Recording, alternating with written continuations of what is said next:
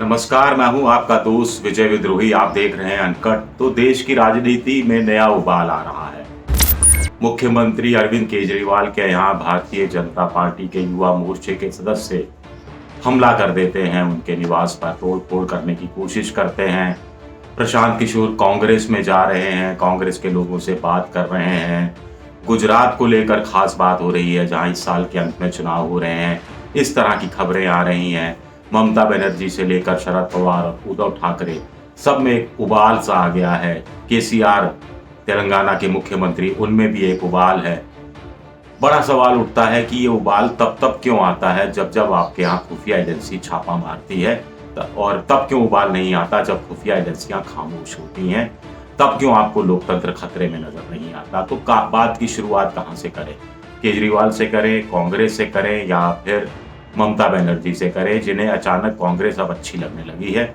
जहां कुछ समय पहले तक वो कह रही थी कि कांग्रेस बिल्कुल हाशिए पर चली गई है, कांग्रेस के नेताओं को संभलना चाहिए, वो लोग नहीं संभल रहे, इत्यादि इत्यादि बातें करती थी।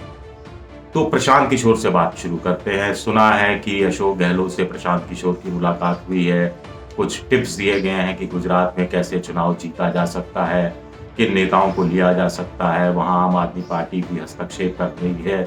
अगले कुछ दिनों में, अप्रैल के पहले हफ्ते में, भगवत मान के साथ केजरीवाल जा रहे हैं। अहमदाबाद में रोड शो करेंगे, एक और जगह रोड शो करेंगे, ऐसे ही हिमाचल में रोड शो करेंगे, तिरंगा यात्रा निकालेंगे। तो इस पर आगे बात करेंगे, लेकिन पहले कांग्रेस को लेकर रामचंद्र गुहा ना एक लेख छपा है टेलीग्राफ अखबार में, और एक वेबसाइट को उन्होंने इंटरव्यू भी दिया है। रामचंद्र गुहा बड़े इतिहासकार माने जाते हैं। उनका कहना है कि सोनिया गांधी, राहुल गांधी और प्रियंका गांधी को अब बख्श देना चाहिए, कांग्रेस से अलग हो जाना चाहिए। उनका ये कहना है, बड़ा तल्ख अंदाज में कहा है कि प्रियंका गांधी बच्चे संभाले अपने, राहुल गांधी अपना जो टूरिज्म है वो सब पूरे करें, स्पोर्ट्स में रुचि है, स्पोर्ट्स में वो अपना मन खपाएं, और सोनिया गांधी को शास्त्रीय संगीत, क्लासिकल म्यूजिक पसंद है, तो उसमें अपना मन रमाने की कोशिश करें। फिर वो कहते हैं कि आखिर भाई ये बड़े नेता जो हैं, गांधी नेहरू परिवार, ये कांग्रेस से निजात क्यों नहीं पाना चाहता? इसलिए नहीं पाना चाहता क्योंकि एक तो पैसे पर कंट्रोल रखता है। जितना पैसा कांग्रेस को चंदे के रूप में मिलता है, उस पर कंट्रोल गांधी नेहरू परिवार का रहता है। और दूसरा, सोनिया गांधी और राहुल गांधी को डर है कि अगर उन्होंने सक्रिय राजनीति छोड़ दी तो उन पर फिर मुकदमे जो चल रहे हैं, अलग अलग स्टेज में जो आरोप लगे हैं, चाहे हेराल्ड, नेशनल हेराल्ड का मामला हो, चाहे कोई दूसरे मामले हो, उनमें उनको जेल भेज दिया जाएगा, उनको फंसा दिया जाएगा। तो जेल जाने के डर से कांग्रेस डूब जाए, क्या ये है ख्याल? रामचंद्र गुहा का अपना मत हो सकता है, इस मत से आप सहमत असहमत हो सकते हैं, लेकिन उनका एक मत है जो मैंने आपके सामने रखा। ममता की बात करें तो बंगाल में जीती तो गोवा में चली गई, गोवा में कांग्रेस का ही उन्होंने काम खराब किया, आम आदमी पार्टी ने भी काम खराब किया। आम आदमी पार्टी को 6% और 4% वोट कुल मिलाकर ममता को मिल गए। ये 10% वोट अगर कांग्रेस की झोली में चला जाता तो गोवा में स्थितियां बदल सकती थी। अब कह रहे हैं विपक्ष को एक होना है, अब कह रहे हैं कि कांग्रेस धुरी नहीं बने लेकिन कांग्रेस प्रमुख हिस्सा बनी रहे। अब कह रहे हैं कि विपक्ष को एक होना है मोदी के खिलाफ, क्योंकि मोदी जांच एजेंसियों का बेजा फायदा उठा रहे हैं। जांच एजेंसियां यानी income tax enforcement directorate, ED जिसे कहा जाता है छोटे फॉर्म में, या फिर सीबीआई। और अभिषेक बनर्जी उनके भतीजे का सवाल है, उधर शरद पवार उनके भतीजे अजीत पवार का सवाल है, फिर अनिल देशमुख उनके जो मंत्री हैं उनके समर्थक हैं, उद्धव ठाकरे शिवसेना के मुख्यमंत्री और उनकी पार्टी के नेताओं पर जो छापेमारी हो रही है उनको लेकर चिढ़े हुए हैं। तो क्या ये एक नैरेटिव बनाने की कोशिश जो बीजेपी कर रही है कि साहब ये लोग भ्रष्ट हैं, हम भ्रष्टाचारियों के खिलाफ जीरो टॉलरेंस की नीति अपनाते हैं, तो क्या इस जाल में ये फंस रहे हैं? या आखिर लोगों को भी लगेगा कि आखिर ममता को संयुक्त विपक्ष को एक करने की, मोर्चा बनाने की बात तभी क्यों याद आती है जब भतीजे पर छापा पड़ता है? क्या मोदी को हटाना इसलिए जरूरी है क्योंकि भतीजे को छापे से बचाया जाए, या देश को महंगाई और बेरोजगारी से बचाया जाए? तो ये एक नैरेटिव में कहीं फंसती हुई दिख रही है विपक्षी पार्टियां। और क्या विपक्षी पार्टियों पर से जनता का विश्वास इसीलिए नहीं रहता क्योंकि उन्हें लगता है कि इन लोगों को जनता के हित में काम करना है, या इन लोगों को अपनी पार्टी के हितों में अपने नेताओं को बचाने में काम करना है? कुछ लोगों को फिर ये भी लगता है, जब बार बार ममता हो, शरद पवार हो, उद्धव ठाकरे जांच एजेंसियों की बात करते हैं, तो उनको ये लगता है कि कहीं मामला गड़बड़ तो नहीं है, कहीं दाल में काला तो नहीं है। आखिर अगर सब कुछ साफ है तो आप जांच में सहयोग दीजिए, सारे कागजात पेश कीजिए और फिर आप जांच एजेंसियों पर दबाव डालें, कोर्ट के थ्रू दबाव डालें कि साहब हमारा मामला जल्द से जल्द सुलझाइए।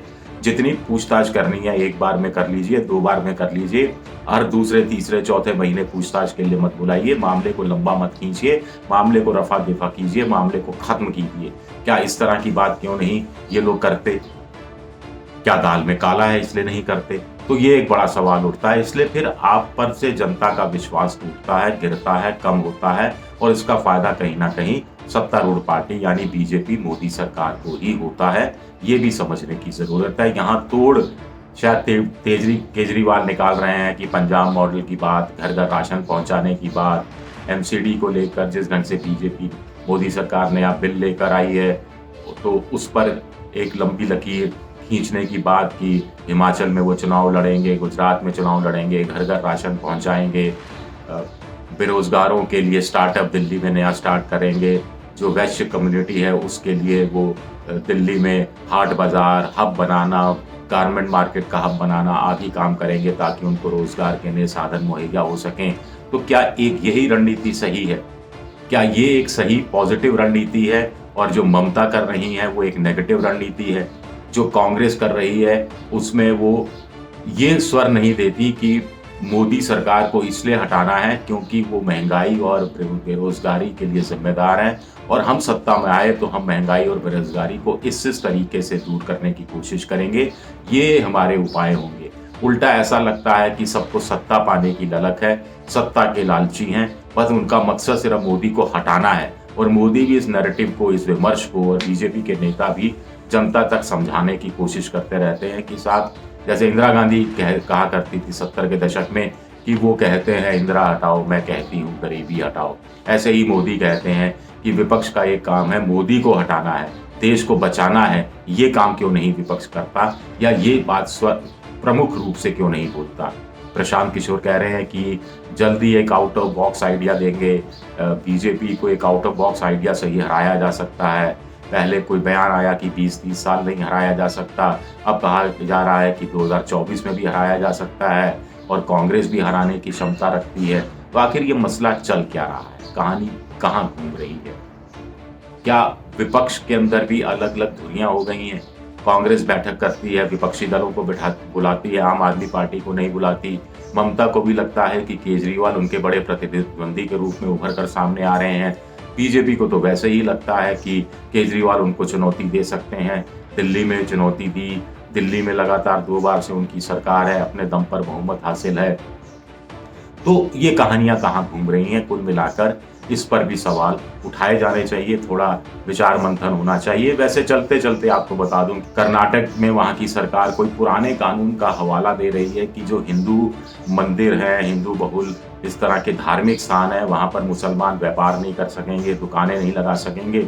इसका विरोध कर्नाटक की बीजेपी के ही 2 विधायकों ने किया है। एक विधायक जो है कांग्रेस से आए, जेडीएस में रहे, जेडीएस में तो शायद प्रदेश अध्यक्ष भी रहे, वो इसका विरोध कर रहे हैं, इसे मैडनेस कह रहे हैं, पागलपन कह रहे हैं। दूसरे विधायक जिनके इलाके में मुसलमान वोटों की तादाद अच्छी खासी है, वो भी अपनी ही सरकार के फैसले का विरोध कर रहे हैं। केरल के अंदर एक मुसलमान लड़की जो पहले मुसलमान थी फिर एथिस्ट हो गई थी, वो भरतनाट्यम करती है, तो उसका वाम मोर्चा की जो वहाँ केरल की सरकार है उसकी तरफ से कुछ नाखुशी जाहिर होती है।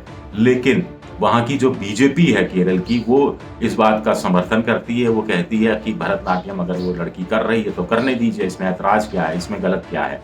तो ये चीज़ें कम से कम समझ में नहीं आती कि उत्तर भारत में कहाँ क्या, दिल्ली में क्या हो रहा है, गुजरात में क्या हो रहा है, बंगाल में क्या हो रहा है, महाराष्ट्र में क्या हो रहा है, कर्नाटक में क्या हो रहा है, केरल में क्या हो रहा है, विपक्षी खेमे में क्या हो रहा है और संघ परिवार में क्या हो रहा है। राजनीति को समझना इतना आसान नहीं।